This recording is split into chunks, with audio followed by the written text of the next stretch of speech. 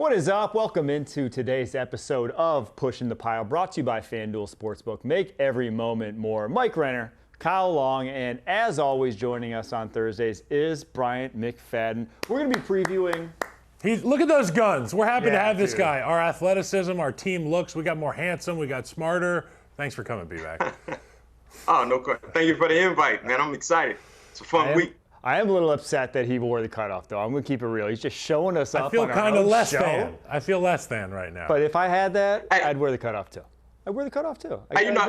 You guys know how the DBs got to rock and roll, man. You guys know we always doing buys and tries, so I still try to maintain that to some degree, not to how it used to be. But, I got to look like I used to play than looking like I never played. See, Bill Cowher, who I work with on Sundays, he says, Kyle, you're not playing anymore. You don't have to be that big. But then I call my dad after the show, and he says, you look too skinny. You don't look like an offensive lineman. I don't think people are going to believe what you have to say. I don't think anyone's mistaking you for anything other than an offensive lineman. That's going to keep it real right now. But today's show, we have bold predictions off the top. And then, as I said, we're going to get into every single matchup of the big games that are going to happen. I'm going to get my phone for this bold prediction. We're going to talk New Orleans, Philly. We're going to talk some Texans, Vikings. We're going to talk some Chiefs, Falcons, some Baltimore, Dallas. We're going to touch them all, and then we're going to end it with some Thursday Night Football. But let's get into our bold predictions for the weekend. B-Mac, I'm going to let you start. What do you got for us on tap this weekend? Well, anytime they say go bold, you have to go bold. So for me, my bold prediction for week 3 is Kirk Cousins will outplay Pat Mahomes, and he will lead the Falcons to a victory. He's 0-1 against Pat Mahomes in head-to-head matchups. He's played fairly well against Pat Mahomes, but he hasn't been able to get that ultimate win in the winning column. But he's going to outperform Pat Mahomes easily in Sunday Night Football for Atlanta. We saw some positive things in that game-winning drive for Kirk Cousins, for the Falcons offense against the Eagles. I think that will follow him into this matchup Sunday night, where we will see 4 legit quarters of Kirk Cousins bowling and leaving Pat Mahomes in another lane. There's bold, and then there's delusional. And I think we're towing the line here, because I can see the Falcons winning for sure. I mean, it's 3.5-point dogs. They're at home. Dogs have been hot of late. This past weekend, they came and went off. But outplaying Pat Mahomes, given that Chiefs defense and what we've seen from them, and, Joe Burrow played well this past weekend, but they still did a good job of really shutting down that Bengals offense for the most part. I just think matchup-wise, a lot favors Kansas City in this game. And I still think one drive of Kirk Cousins, yes, it was great down the stretch there, but his arm and his mobility is still a big question mark for me coming off from that. It is in question. But one thing they can do, B-Mac, is make the job easier for Kirk Cousins. They can run the football. I mean, I'm going to be talking about some of the matchups in this weekend's games, but one of them is that defensive front for Kansas City. Can they sit down on this run plan for the Atlanta Falcons? And if they can do that, they will make life difficult for Kirk Cousins. But to your point, if they can have success on the ground, we could see Kirk Cousins go out there and make kind of mincemeat. I know there's a lot of guys out there in that secondary who are really good players for the Chiefs, but Kirk Cousins, a guy who knows how to find the open players, and if you've got it built into your scheme, he can get hot quick, man. He can get hot quick. I could see B.J. Robinson outplaying Steele.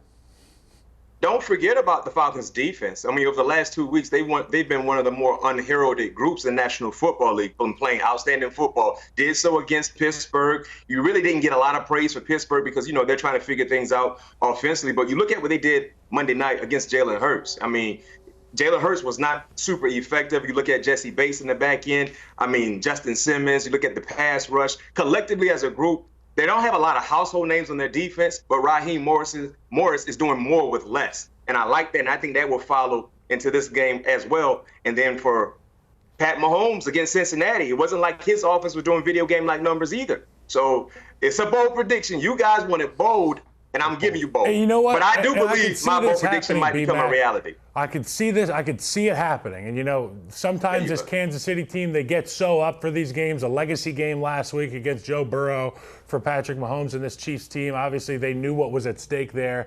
They had to go out and put their best foot forward. And it was still a really close game.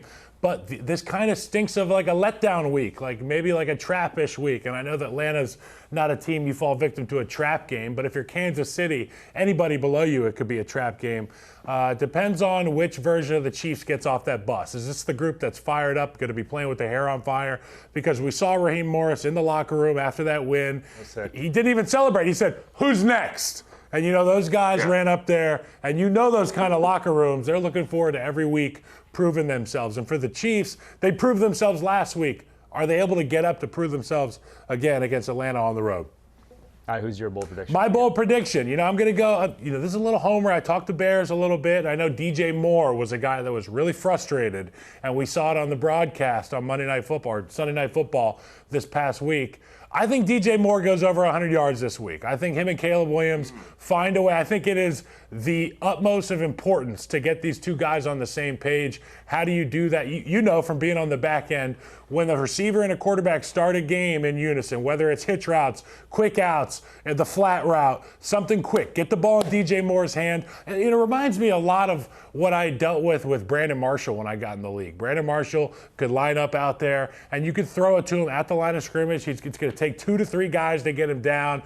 He'll get 4 yards. He'll fall forward for another 3.5. Now you're looking at 2nd and 2, 2nd and 1. I need this to be the offense that they run with Chicago. I have questions about the offensive line. I have questions about the health of that receiver room. Get the football in DJ Moore's hand early. Good things will happen. Over 100 yards for Caleb Williams and DJ Moore. I think this is bold considering the Bears aren't even averaging 100 yards per game through the air at this point. 99.0 through the air through 2 games. But last week we saw DJ Moore have to go up against Derek Stingley Jr. Followed him across the football field. This week he's going up against the Indianapolis Colts and a secondary that's already kind of been decimated by injuries with their top corner, Juju Brent's out. The get-back game. Could be. It could be. This is what I could see. I heard DJ Moore talk about this. He said, football's hard. This stuff is frustrating. I'm human.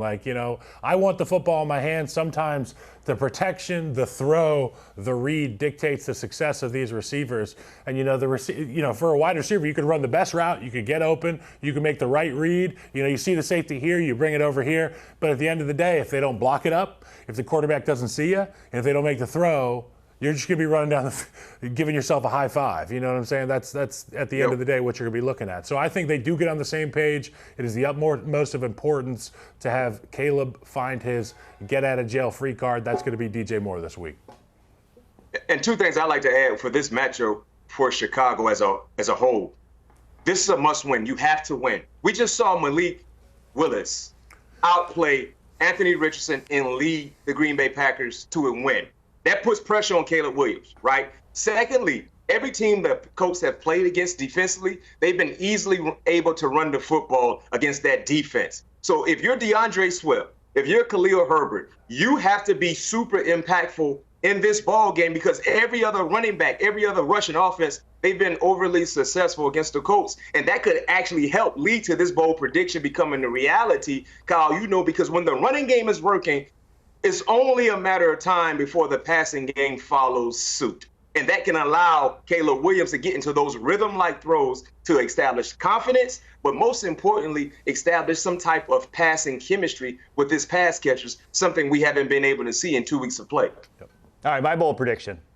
I'm going to go with the one you touched on there. Not the Malik Willis Packers, but I think the Jordan Love Packers because I think he plays this week. Wow. I think LaFleur is going to put him back out there. Even if they had so much success with Malik Willis in the ground game, I think he's going to play in this week. Yeah, maybe you don't get a full game plan with Jordan Love. Maybe you're trying to protect him as much as possible.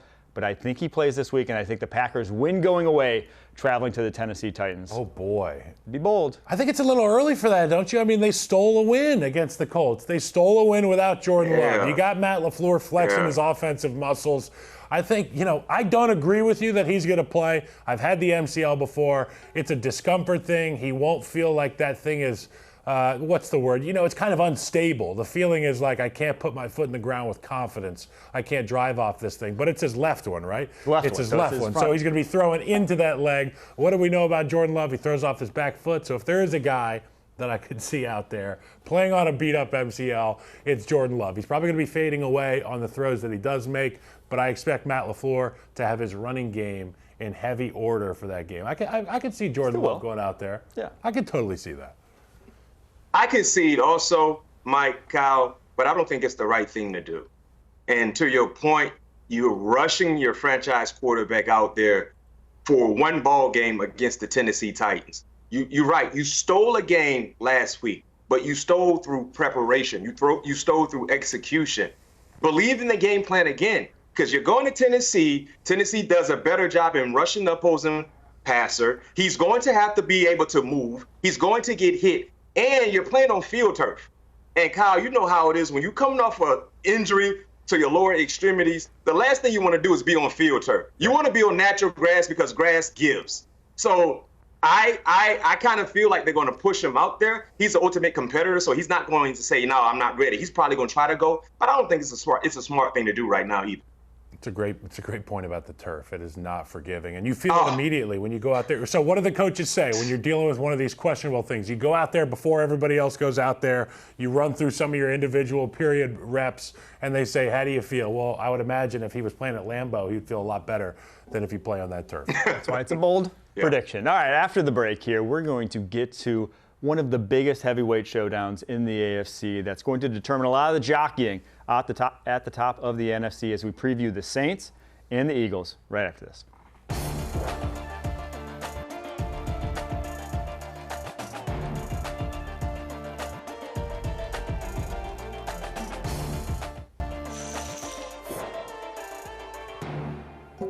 So one of the biggest matchups of the weekend, Philadelphia Eagles coming off that ugly late loss on Monday night to the Atlanta Falcons, traveling to another NFC South foe, New Orleans Saints in New Orleans. Saints favored in this one by 2.5. Who had that one on their bingo card in the preseason? Over under at 49.5. They're expecting some fireworks, and it's because this Saints ground game, 185 yards per game so far this season. And the Eagles are giving up 157.5 a game themselves. Can I get a 200? We might see a 200 in this one. How do we see this going, and what do the Eagles do to mitigate those holes they're giving up defensively? Because Vic Fangio really hasn't altered much of his defensive game plan through 2 weeks, and I think it's cost them. You got to challenge your guys, right, B-Mac? I mean, you've got dudes up front for this team. You've got guys like Jalen Carter and Jordan Davis on the line of scrimmage who should be imposing their will play in, play out. If I'm an offensive lineman, that should be a really tough ask for my group, is to go get these guys off the line of scrimmage. But we haven't seen that. We haven't seen a group that's bowed up. You know, sometimes you got to just dig those feet in the ground. You got to bow up and you got to man up a little bit. And I know how hard the game is, and there's been times where I couldn't move a 3 technique off the line of scrimmage even if I had the offensive tackle with me. Well, I'll tell you what, the Saints are moving everybody off the ball, and it makes everybody's job easier, from Derek Carr to Alvin Kamara to Chris Olave to Rashid Shaheed. These guys are enjoying so much success offensively. It's all predicated on dominating the line of scrimmage. I love what Clint Kubiak's been able to do, but the real question, I don't have any questions about this group. I've seen them for 2 weeks. The only question I have is Philly ready for a backyard brawl at the line of scrimmage against this team? And if they're not, they're going to have to play from behind. Jalen Hurts is going to have to play catch-up. You made a great point earlier. Who's got the most turnovers in the National Football League between this season and last season? It's Jalen Hurts. So you get him in a disadvantageous situation down at the Dome. I just see this thing spelling nightmare for the Philadelphia Eagles, and I know the city of brotherly love, they're going to be brotherly shook after this one, probably. Yeah, that's the most important matchup that I'm looking for in this ball game. You talked about Philly's run defense, and I know a few weeks when I was on with you guys, I talked about that's an area of concern because during their glory years, which was about 2 years ago when they made their Super Bowl run, they had 2 dominant D tackles that did a phenomenal job playing on the opposite side of the line of scrimmage and keeping their linebackers clean. Right now, we're not seeing that. You know, Jordan Davis plays too high, and that was a concern that I had before the season started. Those things have surfaced, and they're not playing tougher longer. That's the thing. When you play in the trenches, you have to be tougher longer than whoever it is you're going against. And we're not seeing that. So week 1, we saw Green Bay as a team offensively run up and down their defense. Monday night, we saw Bijan Robinson, Atlanta, run it down the teeth of their defense. They're going to get the same type of plays. And one thing Mike Tomlin used to tell us all the time in the locker room, anytime you put bad tape out there for the NFL world to see, be prepared to embrace it and be prepared. You're going to see it every week until you get it right. So with Alvin Kamara and the Saints, they're going to run it. And the thing I like about the Saints, no one is really talking about, the majority of their snaps are for under center, which makes the running game so prolific because of the downhill attack, not to mention when it comes to the zone, the outside zones, and then the play actions where they implement it, everything looks the same. You know, when you're talking about having a successful running game, most of the most successful running games are happening when the quarterback is under center. Kyle, you're a former offensive lineman. I really believe you love seeing the quarterback in the center when you're running the football because everyone has an opportunity to establish momentum. But I do have a question. I know, Kyle, you say you didn't have a question with the Saints. I have a question for the Saints, guys. Is this success that they're having, is this a one-night stand with success, or are they creating a long-term relationship? I think it's all about the circumstance, right? You got to have some perspective. And for this team, they've started the games hot, which has allowed them to keep that part of the playbook open, the run game, pounding the rock up front, being able to dominate on double teams. And to your point, everything looks the same with the Saints, and Mike will probably echo the same sentiments. But at the end of the day, we haven't seen the Saints team play from behind. The big question mark is what happens when they have to spread it out. They can't go under center. Everybody in the stadium knows they got to throw the football, and now you put two more receivers on the field instead of those two speed demons and all the bigs inside. Now we're playing a spread them out 2024 football game, right? Now we're not looking at this Clint Kubiak, we're going to get under center and pound you front. So then the tackles have to protect. And when the tackles have to protect, that's where the question mark is for me. Can they get that done? I think they're for real. I'll give you a few reasons why. The biggest being that this method of offensive football that they're running is tried and true. They look like the late 90s Denver Broncos with what they're running offensively, where Clint Kubiak's father was the offensive coordinator for those Broncos Super Bowl teams, where it's just inside, outside zone, under center. It is one of the most simplistic running games for the offensive line and those guys blocking up front. That's why you see their technique such in unison, play after play after play. It's because that's all they're really doing. Simple stuff. Run on your track. If somebody's on your track, take them off your track. 100%. And then what they're doing off of that, though, is they have motion guys coming in motion. They're using a fullback. They're doing split zone with guys coming across the formation at the snap. And they're doing all this window dressing to kind of get those second-level defenders on their heels. And then when that's the case, the angles of attack to get to the second-level guys, you see these creases that are just massive for Alvin Kamara, Taysom Hill, whoever they're really throwing back out there to run through. That's how you have Taysom Hill and Alvin Kamara second and third in the NFL right now in EPA per carry. It's just because those guys are opening up freeways for them to run through. So it's a tried and true method of success. They have that, and then they're running deep shot play action passes off it with two wide receivers that run 4-3s. And so I think it's built to last. They have the personnel for it to last. And against this Philadelphia Eagles front, where they're super undisciplined in their run fit so far. They got a lot of guys who want to rush the passer and not hold up to double teams and take their medicine and really do their job in the run game. I think it could get ugly. This is the kind of group that I would have loved to have played against, this Eagles group, with the group that the Saints have, because you and I know we're going to run the football. You have to make a business decision. And to your point, who's tougher for longer? That's what it comes down to. Snap number 6 for Jordan Davis has to look like snap 66. I need those plays to look the same. And that's really where it comes down to for the Eagles, being able to stay tougher for longer. But we know what they're going to do in New Orleans. They're going to run the football. Hey, Mike, when you were talking about the split zones and things like that, real quick, a little scouting little tool with the Saints. And they make everything look the same, which is so strategic and so impactful.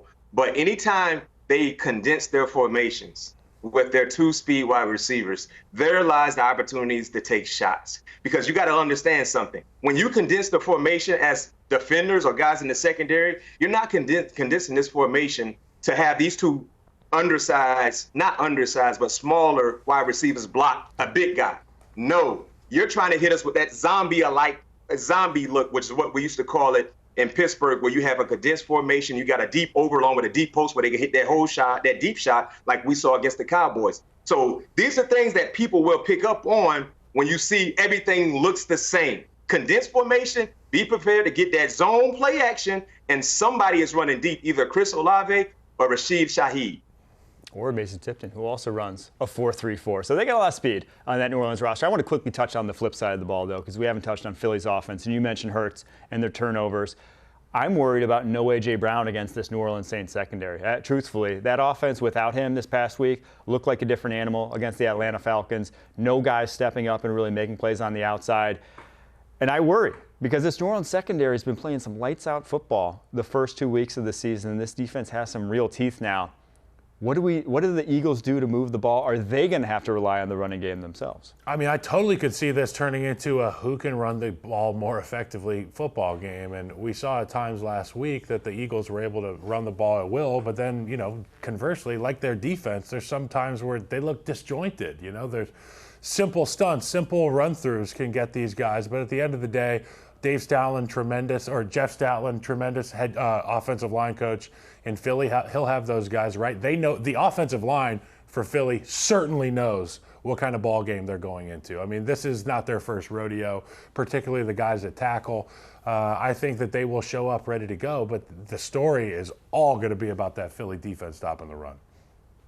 I agree. I think when you're playing on the road in this type of environment there in New Orleans, the crowd is going to be fired up. So start running the football. I love seeing Jalen Hurts run the football. He had around 85 yards. I love seeing him being a +1 in the running game. But without A.J. Brown, their passing offense is not the same.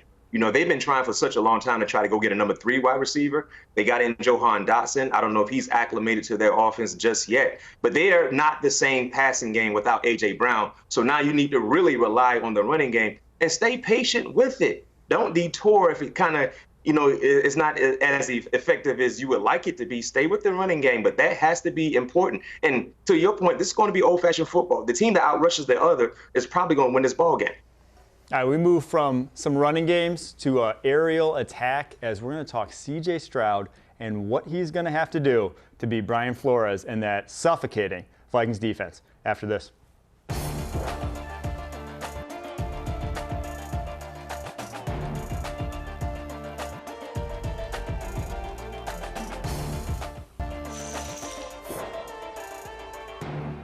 We got a battle of a couple 2-0 teams as the Houston Texans travel to Minnesota to face the Vikings, and the matchup everyone wants to see. C.J. Stroud, Texans, franchise quarterback, the electric second-year player, going up against maybe the most imposing defense in the NFL right now, at least for opposing quarterbacks, with what Brian Flores has done through 2 weeks, holding some offenses to some rough-looking numbers, as we'll see here. 6.5 yards per attempt, 1 touchdown, 3 interceptions, a 70.7 passer rating so far allowed by this Vikings defense, and they faced a tough 49ers offense this past week and took it to them. But C.J. Stroud, he doesn't give you a lot of balls. In his career so far, 695 dropbacks. He's only thrown 5 total picks, hasn't thrown one yet this season. B-Mac, who do we see coming out on top here, and what do you think of Brian Flores' defense and what they're going to throw at this young QB? You know what? Who would have thought back in July that Week 3 Minnesota hosting Houston would be one of the primetime games between 2 undefeated teams, right? Many felt like Houston could be an undefeated team, but no one saw Minnesota doing what they've been able to do, especially beating San Francisco last week. I still like Houston. I think this is going to be a very, very, huge litmus test for them because of the defense and the pressure that B-Flow brings from that side. But I love Houston when it comes to the quarterback play, and especially if Joe Mixon is in the lineup. Now, we don't know exactly his status, but when he is there, he adds another dimension to their offense, something that they didn't have the luxury of having a year ago. He's a closer. He's a guy that can solidify your 4-minute offense. But when you look at Minnesota, they're going to have success against Houston's offense. And the thing that makes their success happen so frequently is their ability to have movement on their defense. When you watch Minnesota play, especially if you watch them in 2 ball games this season, it feels like they have 15 guys on the football field when they play defense because B-Flow has everyone moving around. The defenders on the line of scrimmage, the backers, the guys in the secondary. It's hard to pinpoint what they're doing and where they're bringing pressure from because everyone is moving around. Everyone is like dancing around the football field, and they got to make offensive linemen decide who is coming, who is hot. They got to make the quarterbacks make the sound reads when he's checking to audibles or hot reads and things like that. And it's been so effective, and he's very, very aggressive, only allowing 11 points per ball game, right? In 2 games, they have 11 sacks. That's first in the National Football League. They're top 10 in rushing yards allowed as well. In third down, they've been phenomenal, only allowing 33% of third down completions when it comes to that element. So this is a defense that's clicking on all cylinders. And there in Minnesota, this is going to be like a playoff game for them. But I'm siding with the Houston Texans, but I'm really, really hyped to see how C.J. Stroud is going to handle the type of pressure he's going to see from Brian Flores. You know, to me, I feel like it was a great job by you explaining some of the things that you'll be seeing on that line of scrimmage, on that defense for Buffalo's defensive linebackers and secondary. I mean, shoot, we saw Harrison Smith down on the end of the line of scrimmage against Daniel Jones early in the season. These guys are coming from everywhere. And I'm not just talking about a +1 at the line of scrimmage. It's not 4 down linemen +1 walk-up linebacker. I'm talking about 1, 2, 3, 4, 5, 6, sometimes 7, even 8 guys at the line of scrimmage. So, to your point about the offensive line, we have to communicate. We have to figure out who's on squeeze responsibilities. Are we fanning out to Harrison Smith? Because he's a known rusher. When he's at the line of scrimmage, he can go hit your quarterback. He knows how to get home. That is the confusion that makes things look a little disjointed for some of these teams playing against the Minnesota Vikings. I think C.J. Stroud is the perfect guy for this job, though. He is cool. He is collected. He doesn't make a lot of mistakes, to your point. When things look sketchy, he dirts it. He throws it away. He understands that sometimes an incompletion is better than making those big mistakes. That's why I like C.J. Stroud. I think it'll be tough to keep up this kind of performance 3 weeks in a row, particularly against this group. I'm going to go with the Houston Texans here. Yeah. Even without Joe Mixon. I love their receiver room, and I love their quarterback, C.J. Stroud. I think there's an interesting storyline here in that there's a ton of familiarity between these two teams in that, you know, Stephon Diggs with the Houston Texans obviously started his career with the Minnesota Vikings. Danielle Hunter just goes from the Vikings, Grenard, where he spent his entire career, to the Texans. Grenard goes from the Texans, where he spent his entire career, to the Vikings this offseason. But the one guy that no one really talks about in all those, I think maybe the most impactful in this game, Blake Cashman, last year, breakout season for the Houston Texans, signs a big deal with the Minnesota Vikings. He's been balling. He might be their best defensive player, or the most crucial to what they do now defensively, because his speed at the second level, he was a 4-5 guy coming out, and his instincts, he got his hands on 3 passes a week ago. He's huge in being able to get right on the line of scrimmage and then be able to cover 20-plus yards down the field as that back middle in a Tampa 2 or whatever it is that they need him to do. He can cover a ton of ground. And so this Vikings defense, they're going to throw the kitchen sink at you. The biggest thing, I think, for the Texans' perspective, is Joe Mixon going to be able to play? If he plays, I think they win. If he can't play, I don't think they will, because you saw a week ago the 49ers kind of had what they wanted on the ground against this Vikings team. But then once they asked Brock Purdy to drop back on third downs and whatnot, that's when things went south. So I think you can run on the Vikings. I'm not sure you're going to be able to pass effectively. Third down, you're going to get these guys, Skull, and it's going to be 3rd and 11. You're not going to be able to hear anything. There's going to be 8 guys on the line of scrimmage. Me and Mike can't even talk to each other pre-snap. Next thing you know, boom, your quarterback's hit. I hate that. It's not a good place to be as an offense. I do hate the school. It's an amazing chant if you're a Vikings fan, but everyone else cannot stand it. It's kind of like the Tomahawk Chop for the Florida State's alums. That one's sweet. Tomahawk Chop is sweet. I mean, but if for everyone in the building that's not a Florida State I think fan, everybody kind of likes the Tomahawk Chop. I think everybody kind of likes it. Maybe not as not as many Skull fans. All right, we're going to flip over to a lot this year. Yeah, not a lot to chop up. All right, we're going to move on to the Chargers at the Steelers here, staying on the East Coast all week long. Jim Harbaugh told them to bring some board games. Well, hopefully they're going to bring their A game to Pittsburgh, because this is a slugfest. The top 2 defenses in the NFL so far from a scoring perspective. The lowest over-under of any game this weekend, 35.5 points. That's the lowest in the NFL all season long. I want to talk about this Chargers offensive line, though, Kyle, against this Steelers defensive line, because 2 big things with the Chargers. Only 10 pressures allowed through 2 games. Now, they haven't passed a lot, but that's not something that Justin Herbert's accustomed to. And no injuries either on this offensive line so far. Another thing that no Chargers offensive lines are accustomed to. What have you seen from them? What do you expect to see? Continuity is huge, and with the style of play that Jim Harbaugh wants his offense to have, this is a unit that just matches their scheme, their style. They've got 2 ass kickers at the offensive tackle position. Obviously, Joe Alt has been aces throughout the first 2 weeks. Now he gets an opportunity to go against this unit, and I think it's going to come down to running the football. You know, this has kind of been the theme of the day. Teams that can run the football are going to have success. We've talked about Justin Herbert's injury and whether or not he's going to be able to have any effectiveness in this football game. Quite frankly, I don't think it matters. I think this group, they're going to challenge TJ Watt. That guy on the screen right there, he's a game wrecker. He changes everything about the way you prepare throughout the week from a technique standpoint, effort standpoint. Your hydration's got to be on point, because that guy is tougher, longer than most guys. But I really think the X factor is that Jim Harbaugh has convinced this group, and, you know,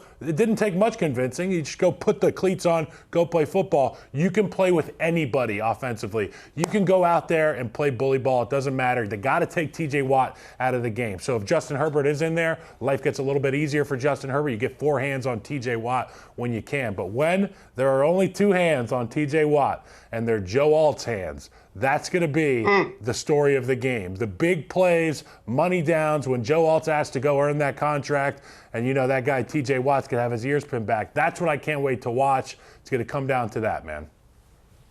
Oh, man, I'm really excited about this game because this is going to be like watching 4 quarters of 9-on-7 drills. That's it. I mean, I just saw the Chargers versus Carolina last week. The Chargers had 7 offensive linemen in offensive formation in the 20s, coming out like they're on the goal line, and they're running right down the teeth of your defense. So they're going to test your manhood, and that's their mentality, and I love it. Now, for Pittsburgh, the 2 major components for their defense and having success and slowing down this rushing attack by the Chargers, Keanu Benton and Cam Hayward. They have to be monsters. They got to be hellraisers. And the most important down, usually in a football game, is 3rd down. But when you play against the Chargers, the most important down is 1st down.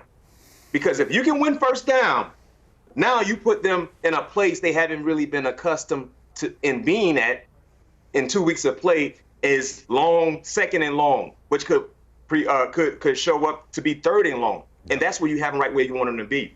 But we watched what they've done in 2 weeks of play. They've won 3rd down, which allowed it to be 2nd and 4, 2nd and 5. They win 2nd down and they get in a manageable 3rd down situation. And the thing I love about this offensive staff, they're not like most offensive coordinators. They're not egocentric. If they run it on 1st down and get 5 or 6 yards, they're going to run it for sure on 2nd down. When you watch football, when you watch these egocentric offensive coordinators, when they run it on 1st down, get positive yards, anything 5 or above, guess the next play is a passing play.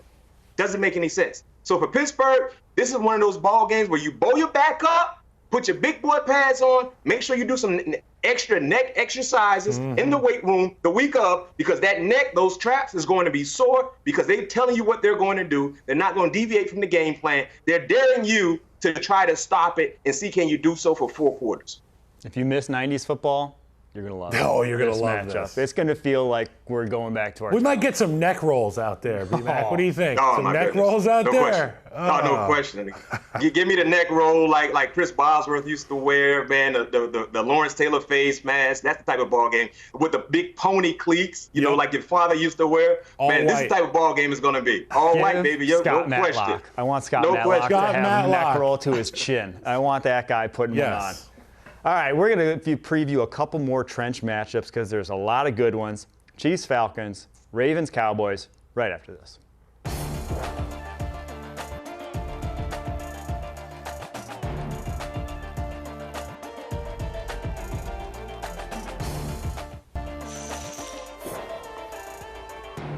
It's the reigning champs on Sunday Night Football, traveling to Atlanta to face the Falcons. 3.5-point favorites there. But we were sitting here talking about the Falcons' offensive line, how they're overmatched against the Eagles, and all they did was go out there, have Bijan Robinson run wild, have a little fourth-quarter comeback for the win. Did they figure things out, or they still have some issues going up against the Chiefs, Chris Jones, George Karlaftis in this matchup? I just think somebody told that offense to let their freak flag fly, and it started with up front. You know, up front is, we've talked about it the entire show. That's where you dictate win or lose. And for the Falcons, they have to run the ball in order to have their offense come to fruition, in order for that thing to really open up and see the full beauty of it. Well, against Kansas City Chiefs, this group is going to be challenged, obviously. On the inside, we've got the front 7 of the Chiefs. Spags fronts are always multiple, but at the end of the day, that's the guy right there. Number 95, Chris Jones. George Karlaftis, a really good player as well. But at the point of attack, are you able to handle Chris Jones? Because what does Chris Jones do really well? He plays the run and the pass well. But when you go play action against Chris Jones, there is nobody in the National Football League, in my opinion, who can convert against a run block and turn it into a pass block. When you haven't played a lot of Chris Jones, when you've never practiced against him, you see this big, tall guy with massive arms like B-Mac's arms, and he's just like all that is man, and you think you got to sit on the bull rush. So you stop your feet and you dig into the ground. Next thing you know, hand swipe, arm over, Chris Jones gets home. One of the best guys at converting a powerful run block into a finesse pass pro, because everybody thinks you got to sit on the bull against this guy. You got to just play. You got to mirror Chris Jones. Chris Jones wins with activity. He wins with effort. He's not just bull rushing guys into the quarterback. So that's going to be the question. Obviously, I think they can get the Chiefs blocked up in the run game. You know, the run game is designed for the offense to have success. There's double teams. You know the snap count. You know where the ball's going. But when they try to parlay that running play into the big shot, what's your plan for Chris Jones? That's my question. That's the matchup, is that right side of the line against Chris Jones. And he's going to move around a little bit, mostly that right side of the line. Yeah. Well said, because the thing about Chris Jones, for him to be 6'5", 6'6", he is so good at getting skinny and becoming slippery in the trenches where it feels like guys can't keep their hands on them. So it's going to be super important for Matthew Bergeron and Chris Lindstrom to have a heck of a game. They got to be in their bag. Now, this running game for Atlanta, this is what their offensive linemen do the best. And it really helped them with success against the Eagles because a lot of their running plays happened under center. It wasn't the same week one. They were more so in the shotgun, more so in the pistol. And, you know, to my point earlier, it's hard to be super, super successful for 4 quarters having a running game not rely on quarterback being under center. But he got under center, it opened up things, and Bijan Robinson got going. You know, same can be said for Algier as well. If they can run the football, that has to be their what they hang their hat on, because I still have my reservations when it comes to the passing game. And it's not solely about Kirk Cousins, guys. It's more about the guys who are catching the footballs for Atlanta. No one really gives you that fear factor when it comes to their wide receivers. You know, when they lost Rondale Moore, they lost all of their speed. They don't have anybody who can really take the top off the coverages. Mooney is supposed to be that guy, but he doesn't do so a lot. And, you know, Drake London is more of a possession guy. He doesn't really give you that fear factor. So if they want to have success throwing the football, they got to find a way to run the football in this ball game. And if you're going to do so, you got to get number 95 blocked first and foremost. And the biggest thing I saw last week, why the Eagles didn't maybe have the success we thought they would, they were having Jalen Carter go up against their best lineman and Chris Lindstrom. Yeah. In the big money downs. And the big money downs, third downs, he's still rushing over your best offensive lineman. He got shut down. Chris Jones, he's no dummy. He's going to go to that right side, line up over left guard Matthew Bergeron, who's easily the wink link on this offensive line, and he's going to go to town in those money downs. So I do not expect the same success maybe. I don't think things have necessarily changed for this Falcons team. I have put the blame more so on what the Eagles are necessarily doing on the defensive side of the ball. All right, to another matchup here. Baltimore Ravens traveling to the Dallas Cowboys. They got to have it for this Baltimore Ravens team. Both teams started 0-2. Cowboys. You're at home and you're the Cowboys. You just got absolutely undressed last week. This Ravens offensive line, though, maybe even more problems on it than the Atlanta Falcons. We just saw the New Orleans Saints, kind of the blueprint to go up against this Dallas team, run right at them, let those pass rushers make them play, run defense first, pass rushers second. Do we expect a similar game plan, and can they pull off what this New Orleans Saints team did to the Dallas Cowboys? Well, they better. I mean, BMAC, they better have a similar game plan, because we've seen what happens when Lamar Jackson drops back with this offensive line that they have in front of him this year. It's just not good enough. And it's kind of like an evergreen tweet right now. The O-line's not good enough. It can go in a lot of different buildings in the National Football League. But what do those teams in the National Football League not have? Lamar Jackson. This guy's the X factor. I never count him out. I really can't sit here with a straight face and say that Lamar Jackson's going to be 0-3 at the end of this week. I think they find a way to go down there in Dallas. Granted, it's 2 weeks in a row Dallas will have lost at home. They find a way to run the football. You take guys like Falele, you take guys like Makari, and you run them in double teams, and you build the confidence. You take the edge off of these rushers. We all know about the rushers in Dallas, but don't make it a rusher game. Make it a mano-y-mano, macho-y-macho game. Let's find out how bad this team wants to stop the run, because they couldn't stop it last week, and it got out of hand for the Cowboys. They were playing from 2-3 possessions behind the entire game. And the thing about Baltimore, number one, this is a do-or-die situation. They cannot afford to go 0-3. They have to win, and pressure's on the Cowboys to win as well. But for Baltimore, before they acquired Derrick Henry, when they had the likes of J.K. Dobbins when he was healthy, the Gus Bus, Gus Edwards, and whoever it was in the backfield, they were always a prolific running attack. They always had a prolific running offense. Now it's like they get Derrick Henry, and they're not really featuring him in the running game. Like, it doesn't make any sense, because at this point, offensively, Derrick Henry is only a 2-down back, basically, because you're not running on first downs. So now you're getting a throwing opportunity second down, which you might not convert in third down. He's off the football field. So you brought in one of the more dominant bullying mentalities at the running back position to not use him. So against the Cowboys, there's no need to overthink this, right? Run it. As you stated, Kyle, run the football and get Lamar involved in running the football as well, because he is at his best when he's a +1 in the running game. You remember what type of blood pressure issue he gave Kansas City when he was running the football a few Thursday nights ago? That's what he has to do. Because if you just sit here and say we're going to run from time to time against the Cowboys, and they can kind of get a good read that you're throwing the football, with those issues they have offensive line-wise, Lamar Jackson is going to be running, but not outside the pocket. He's going to be running inside the pocket to try to evade defenders. If this one gets away from the Baltimore Ravens and they start 0-3, things could get ugly. Bills next week, Bengals the week after that. They could realistically. They got to have this start 0-5. They got to. If you're the Baltimore Ravens, but it starts right now. They got to win this game. We shall see. Cowboy fans not very happy either right now. They need a huge win. All right. We're going to take a quick break, but after that, we're going to preview Thursday Night Football as New England Patriots travel to the New York Jets right after this.